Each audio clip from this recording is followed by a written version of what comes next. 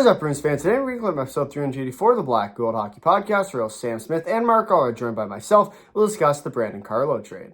Let's talk about Brandon Carlo. Parker is shaking his head. I love the deal. I love the deal. Yeah, so did Nick. I just don't like what they gave up. Or no, I'm sorry. I don't like the where they put him. But Carlo is on his way, or he was. He is now a member of the Toronto Maple Leafs. Ugh, this looks weird. The Bruins retain 15% of his deal, which is about $600,000, something like that. The Bruins receive top Leafs prospect Fraser Minton, a 2026 first-round pick, which they now have 2 of. This is great. And a 2025 fourth-round pick, which means they will now be picking in every round this year in the draft at least once. So Carlo is now the newest member of the Toronto Maple Leafs.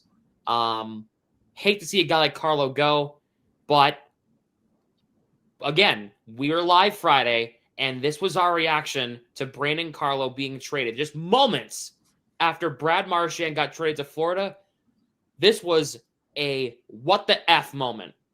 Listen in. The Leafs are getting Brandon Carlo? What the hell? What's up? What?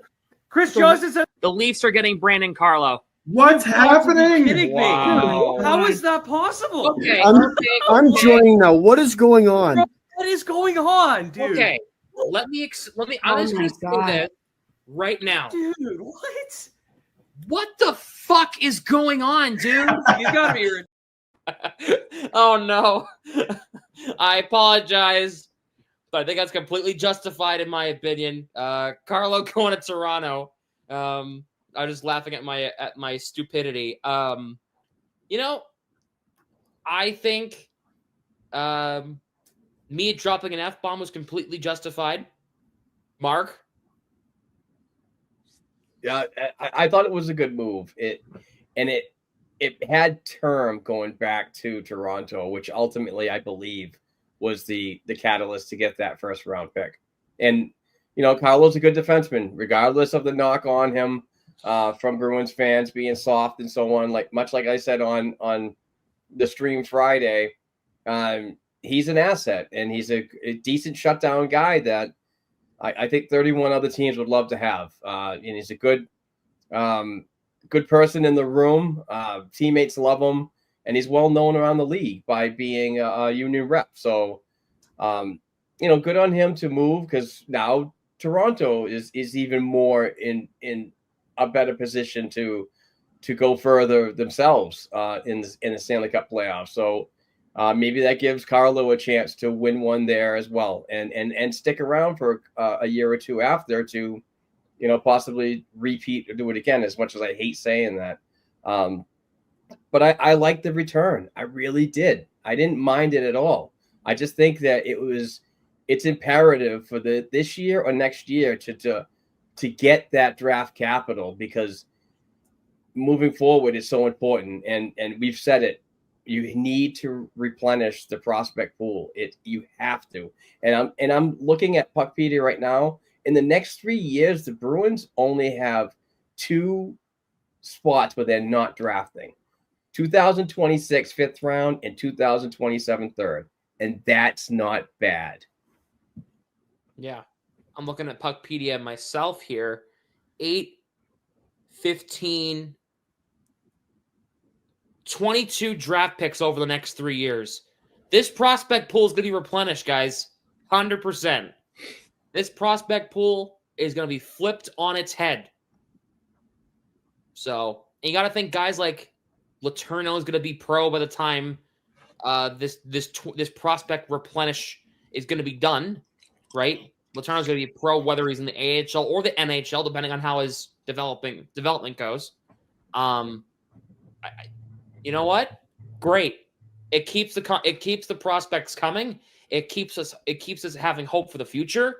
I know people, the first knock is, Sweeney can't draft, all this crap. Outside of the first round in 2015, he's actually done a pretty decent job at drafting. Like, I'm not saying it's perfect. Okay, it's not. It's not perfect. There's definitely been a handful of duds, but it's not bad. Let's take a look. Okay, 2016, Charlie McAvoy in the first round. 2017, Jeremy Swayman. Just a couple of names to throw out there. And before Friday, Brandon Carlo was in that 2015 draft class, by the way, in that second round. So it hasn't been as bad as people make it out to be. Okay, I'll say that. I will say that. That's just my 2 cents on that. Mark, I think you're right on it. I think you agree with me on that. Yeah, I do. And I also don't. I hate using injury history as a ploy for contract negotiations. But anyway, I don't think he was that bad. I think he just got a bad rap in Boston because he technically didn't play that big bad Bruins style that so many from generations before have seen. Yeah, 100%. Yes, this prospect pool is looking better. It looks way more replenished. So, as of now, well, it's good. It's about to be in the next couple of years. It's about to be definitely a little bit more replenished. Can I jump in on Carlo quickly? Go ahead. So the fact that the Bruins were able to pry Fraser Minten, in my eyes, it speaks to Carlo's value to the Leafs. And in Toronto, there is 2 prospects that they will not shut up about. One is Minten, who's now in the AHL, and the other is Easton Cowan, who's tearing it up here in London in the OHL. And I think Easton Cowan's on an unofficial 60-something game point streak, or something. I don't know. I can't remember the number, but he set basically a record in the OHL for most consecutive point games. And Minton's the other one, and they go 1 and 2 all the time. But the fact that they could get him in prime out of Toronto, I think, is really good for the Bruins, especially. Not to mention, you also get the first round pick. You also get the 4th round pick. And so, like, the fact you get that kind of value is lights out for the Bruins. So I'm extremely happy with this deal. It was very random, especially was it 20 minutes after the deadline, which I think was more of the surprise was the fact that it was that late and to who again. But at the same time, you get a top prospect, you get a 1st round pick, and you get a 4th round pick for a guy that, as much as a leader on your team, Mark, we were talking about it earlier, where you're looking for that culture shakeup. What do? You trade away both your you trade away your captain, your assistant captain. Coyle sometimes gets the A. Sometimes. So you basically trade away the majority of your leadership group.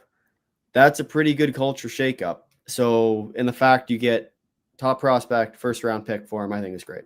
Like what you saw? Be sure to come back next week for episode 385 of the Black and Gold Hockey Podcast, where we'll break down all things Bruins. See you then.